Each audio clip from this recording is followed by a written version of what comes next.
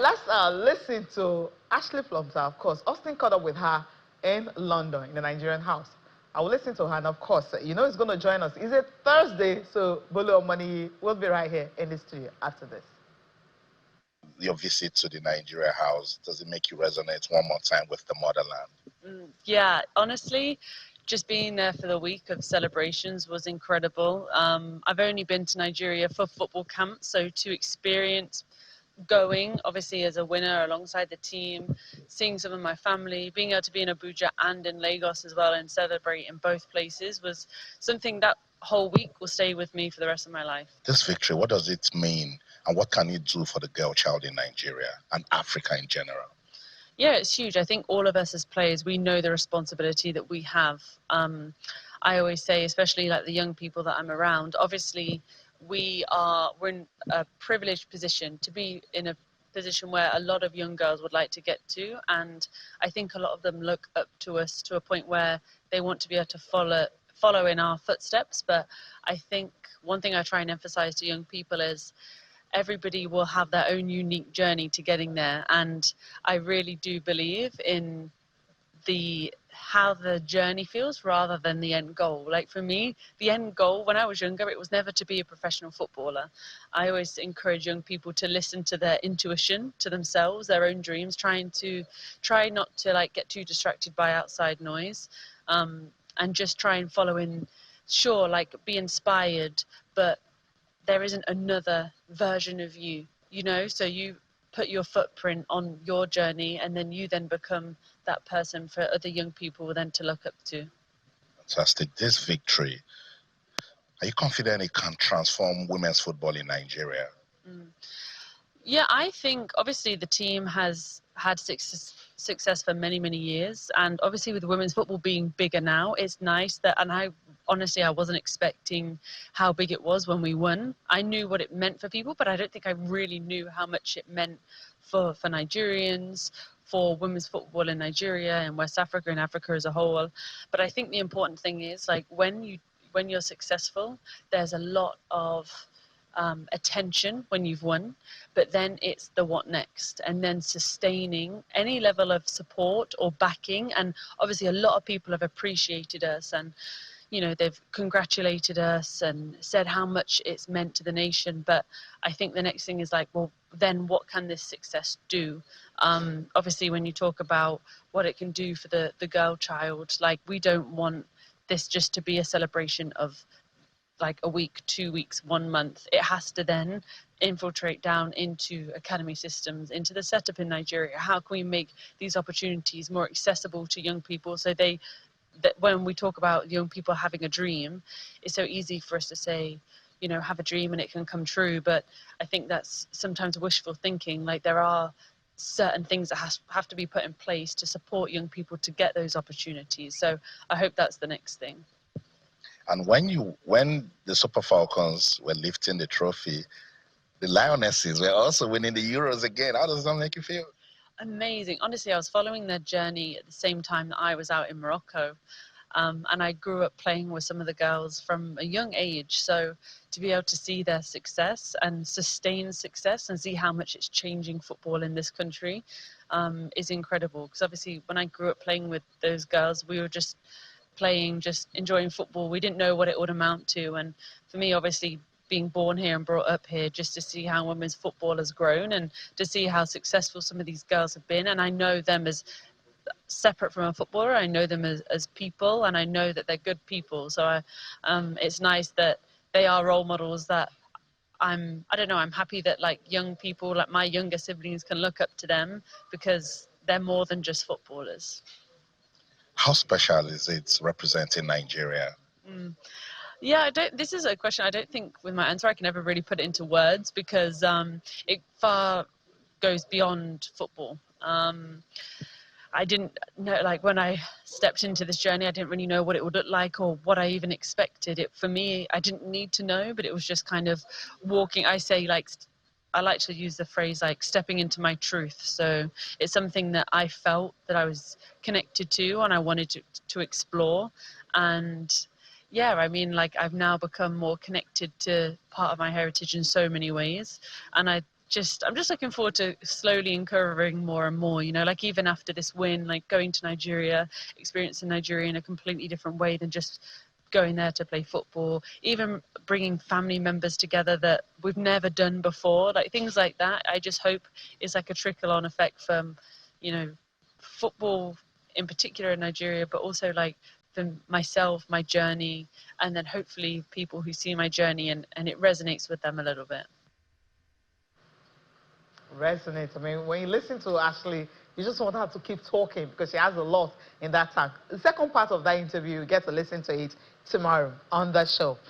Bolu is right here in the studio. Bolu, you listen to our new champ in the building. I mean, that's raised well, right?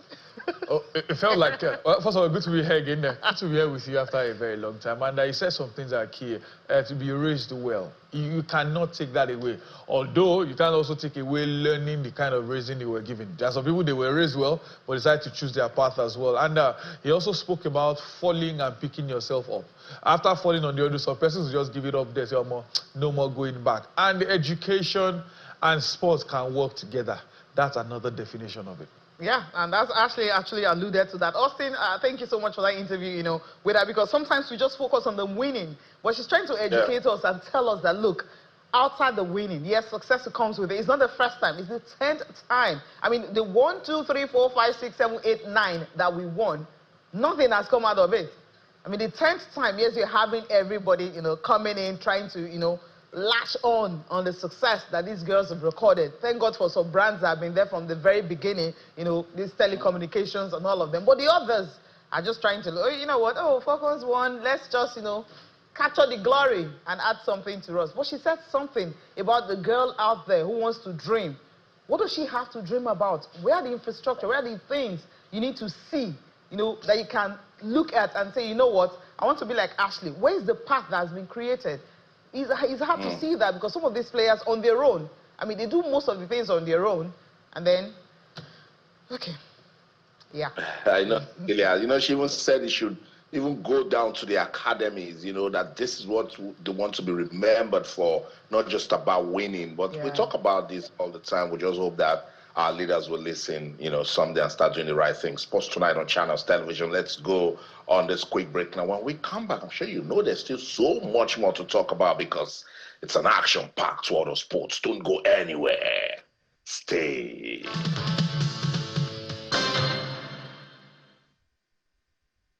Welcome back, Sports Tonight on your award-winning sports-loving Channels Television. We're talking about Ashleigh Plumptre and some of the things that she talked about, you know, particularly with Nigeria sustaining the legacy of winning a 10th WAFCON title. Bolu, I'm sure when she was speaking, you were nodding your head and agreeing to everything she was saying. Can we really do those things? It's possible. It's difficult. One of the things I tell people is, and it's shown everywhere in the world, sometimes it's not money. It just requires vision. If someone sees it, then you have people that will help you implement it. Myself and Cecilia were discussing off air that with our style in Nigeria, even education for example, is hard, it's difficult. Abroad, I don't think there's any school that doesn't. You must do arts. Arts comprised of the music, the drama, everything, or sports. You have to do something. So those things are intentional. We can talk about, oh, there's no money. No. If we are intentional about these things, then they are possible. It's not just having the ideas. We need people that can make these things work. Look at what Nnamdi said. He was doing his schooling, at the same time he was competing. Ginger go day body, like they say, the local palace to work on these things. But when we don't even care about them, it's time to run through something. Let's gather people together. Look at the preparation the Falcons had. Look at the preparation the Tigers had. These girls probably went all out with the ginger, the Niger spirit that we have to win these things. Imagine if we now plan the right way. We have what it takes to do these things. But those at the helm of affairs don't have the vision for it. And if they don't, no matter what we talk about, no matter what we do, it just feel like wishful thinking and it will not work. Yeah. Hopefully, we can put these things into plan. Austin, we have these talents. Bring any sport to Nigeria today. We will have people that work on it. But it just stops on the surface. We're too blessed. You know, Cecilia, before you take it, let's go back to that video of Ashleigh Plumptre getting into the Nigeria house in London. And was a special moment when we walked in, and I liked it so much. So if the video comes on, I know I'll just go through it, and I told my cameraman to start rolling. And it was good to see that, because Channels Television, we are international and we've got a rich presence in the United Kingdom. So when Ashleigh walked in, she was like, "Oh, I see it on Channels TV," and that really made me feel cool. So if that video comes up again, so we just get to see it. I needed to put that out. It was a special moment. She sat down there and she was watching, and she said, "Oh, is this where they're going to show me?" I said, "Yeah, that's it. As you can see, it's right here in the UK. We're big, we're popular, and actually the best." So she sat down on that lovely couch right there. You see that. And it was on Channels Television. It was a proud moment for me. I liked it so much. Everybody walking into the Nigeria house in London, they are watching Channels Television. That's the champ right there. Also feasting on it, Cecilia. So that's my bragging moment. I know. No wonder she's always like, okay, Channels TV Lagos. She was always saying that in Morocco. When we were in Morocco, each time I talk to her, all through the tournament, so Channels Television Lagos. I'm like, okay, now she understands. It's not just Lagos, it's everywhere. That's a big moment. Yes, okay. Austin, you've taken that. All right. Now, let's stay with the Super Falcons, of course. I mean, when you win, more things are coming in. The Ballon d'Or, okay. For the men, 30 players nominated, not even one. I looked at him like, what's going on? Okay, we'll leave it there. But then let's celebrate the ones that we have, our players, and of course, our coaches. For the Women's Coach of the Year, you have Coach, of course, Justin Madugu right there. And Chiamaka Nnadozie, you can't have a top 5 without having her. That's just natural. First of all, the main thing is, they will say we don't play the race game, but if some people have Osimhen's numbers and trophies, they'll probably make it to the list of nominations. But let's celebrate the ones that are there. Justin Madugu, who won the title, obviously, you have to be there. I keep telling people, if you are not counting Chiamaka Nnadozie as the greatest African goalkeeper yet, in the next few years, maybe because she's still active, she's going to go down as the greatest African goalkeeper. That girl is good. Even though I don't like the transfer that it has to be Brighton. There are top clubs you could have gone to. But whichever way, Chiamaka Nnadozie is a brilliant goalkeeper, either in real time, making saves, keeping clean sheets, saving penalties. She is the GOAT of African football. And this nomination is not surprising to me at all. At all. She deserves to be there. Hopefully, even if she doesn't win, at least maybe start breaking in top 3, and very soon she may end up becoming #1. Yeah, I mean, it's coming really, Austin. If you check what she earned her place, the best goalkeeper at WAFCON, and of course, also team of the tournament, she's also there. So that tells you, consider just how many goals, 3 in all, in total 2 in the final, of course, 1 the penalty against South Africa, all through. And you just want to know how many goals Nigeria scored. So that shows how important she is. And of course, for those that have been talking about Justin Madugu, about he was just lucky. Some say it's grace, some say it's a miracle. Okay, you go out there and do the miracle. Go out there and let the grace follow you. But this man shows that, yes, he understands something is really working for him. And I love the fact that he got this nomination in the top 5. The thing is, I don't know where this mindset comes from. Many people just believe if it's not foreign, it's not going to work. In fact, I was on a radio show where some persons called, some sent message that they want Nigeria to lose the final so we can employ a foreign manager. I said to myself, the last 2 foreign managers, we saw how Thomas Nnadozie struggled to get there. We saw how Randy Waldron lost even in the top place. But now we have an indigenous coach. No matter what you say, the end justifies the means. Yes, I think Serena Wegman is going to win it, the English national team. But the fact that Justin Madugu is here is a win enough for me.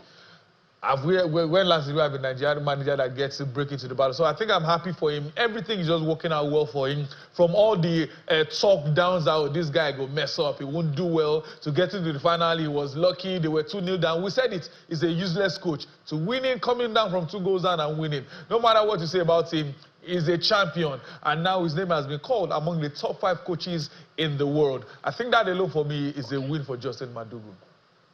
Yeah, obviously, let's just take a look at, the Women's Johan Cruyff Trophy nominees. They are, starting off with Sonia Babosta of Chelsea, and Arthur Elias of Brazil, Justin Madugu, of course, of Nigeria, Rennie Fernandez of Arsenal, and you have Serena Wigman of England. So these are your nominees. Who's going to win it? Fingers crossed. Euros, I don't know. Yeah, you have Euros, you have the Copa America for the women. Everything going on at the same time. It's a whole lot, really. And of course, Arsenal winning the Champions League this season for the very first time. A lot to play in that order. Now, let's take a look at the goalkeeper of the year, Anne Katrin Berger of Gotham FC. She also played for the German national team. Carter Cole of Barcelona plays with Spain. Anna Humphrey of Chelsea and England. Of course, they won the Euros. Chiamaka Nnadozie of Brighton of Nigeria. And Dafinda Domsala, Arsenal, and the Netherlands. So the fact that she won the Champions League with Arsenal, we also have a lot about that. Yes. This is where you have it. Austin, we're going to chip in something, right?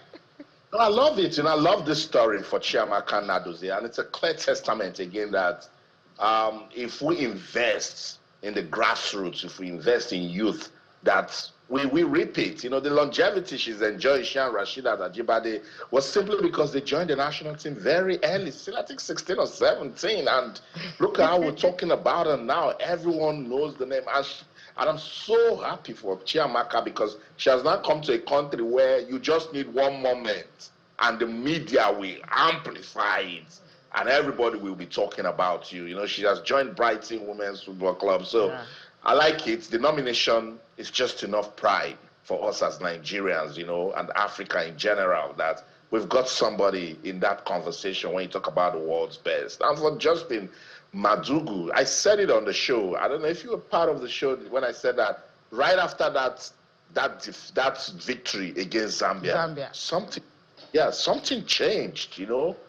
Coach Justin Madugu, football understanding, pumped up from 50% to about 90 in my books. How he interpreted the game, how he talked about his players, his knowledge and understanding of strategies and then substitutions, everything changed. He gave me a different perspective about winning and victory. Because sometimes people win and then they drop the balls. But that win against Zambia, because Cecilia, I remember that was like his biggest test. Yes. After that draw against Algeria, everyone started saying everything they needed to say that was negative about the team, you know. And that Zambia game brought so much pressure. Zambia took Nigeria out of the last competition, made us in podium. And now we're going to meet Zambia again. People are talking about Barbara Banda, people are talking about Coach Hoptul and what she can bring. And Coach Justin Madugu just had to do a reflection, look at the quality of his team, and everything changed. Congratulations, Coach Madugu. Get all the praise, all the glory that you deserve. Look, people will always criticize things they don't know. So let those that are talking, talk, they are negative. And for us who understand the work they have put into the team, we say congratulations. Yeah, and those that have been asking, what's his pedigree? Now you know, right? You don't need to ask so much. I'm like, it's so easy when you ask, what's his pedigree? You just have to go. I mean, Google is your friend. Just go there and check. He's got 2 master's degree and everything, so he's well educated. So he's not like spring chicken. You know, 2018, yes, he was right there with Coach Dunaby. He was there with Randy Wardrum. He was also part of the backroom staff, so of the technical crew. So when you look at the process, the progress he's made all through, it's there. And then people keep asking the question, like, do you even know who you're talking about? So when I hear, especially journalists, I won't say like us, because if they're real journalists, I mean, they will have to, just check the facts. The facts are there. You don't need to, you know, be on social media and everything and tweeting rubbish. Yeah, but you just need to understand and say, you know that this person, this is what he's worth. And then you know that you have to respect him. I'm happy that he's getting all this. And then with this, I mean, Ballon d'Or nominee. What else? Well, there's a phrase that, I won't call their name, there's a group of people that argue with facts. There's a word for them. Anything you have no idea about, you don't understand, the internet is easier these days. Just check on the internet and who is this person? Like you rightly reeled out, he's been there for a while, not as the main man, but he's been in the back room doing his work. And I believe, I may not like a few things, like Austin rightly said, especially in the group phase, I didn't rate him that much. I was hovering around maybe just 50%, but I had this belief that every time the Super Falcons fail to win the WAFCON, the next edition, they always win that. At worst, these girls will run through. Then, from then on, especially in the final, he didn't make his late subs, he didn't bring DMs, he read the game perfectly and did what needed to be done. Unfortunately, it worked out well. If you can't give kudos to someone like that, well, I think it's just coming more from the place of hate, more than the place of maybe criticism or no. You just don't like him. And I'm sure Madugu doesn't care. If you ask him, who is this guy, he will show you his medal. I'm a WAFCON champion. How many of your so-called people have it? I'm sure some person will say, he can now brag to the NFF. I'm not giving me a contract, I can work out because he's the champion. Hopefully this continues from now. There's another WAFCON next year, and there's a World Cup 2 years after that. Who knows? He can probably even be Nigeria's best manager at the World Cup ever. Yeah, I think that continuity is actually important, Austin, because we have a way of, you know what, okay, you tried, you won, let's try someone else. But I think if we continue with him, we might just be going somewhere. Because I spoke with him, you know, when one of these telecommunications giants actually hosted the WAFCON, so breakfast. And he talked about the fact that he's still building. There's so many players out there that didn't even make this team. You just have to pick the ones you feel okay, because he has just 2 international friendlies windows to be able to pick his team. There's so many other players he's looking at. He already have a plan for October. That's when we are playing our first qualifiers, of course, against Benin Republic. He's got the plans already. The template is ready. That program is there. So if you scuttle this, you go back. So I just hope NFF will give him his contract. We have been through this road before. Somebody will wake up tomorrow and say, let's make small changes and see ways that we can. I listened to Coach Madugu talking at one of the post-match conferences at the WAFCON, and he was reminding us how long Desiree Ellis has been on the Bayana job, you know, and how much experience she's got in the WAFCON. So for us to go out there and be beating such a team, it tells you that we have the quality. What we lack is the investment and the attention that South Africa has given to their own football. So yeah, continuity matters, is a big deal. Let's not even forget that what Coach Justin Madugu is enjoying is a bit of partial continuity, because he was part of Coach Randy Waldrop. If he was entirely new to this team, Cecilia, there's no, you know, so I agree with you 100%. Continuity is very, very important, particularly with coaching. Yeah, I hope they can actually do that. I know we can spend the whole show talking about this, because it's always interesting when you talk about success, you understand what I mean.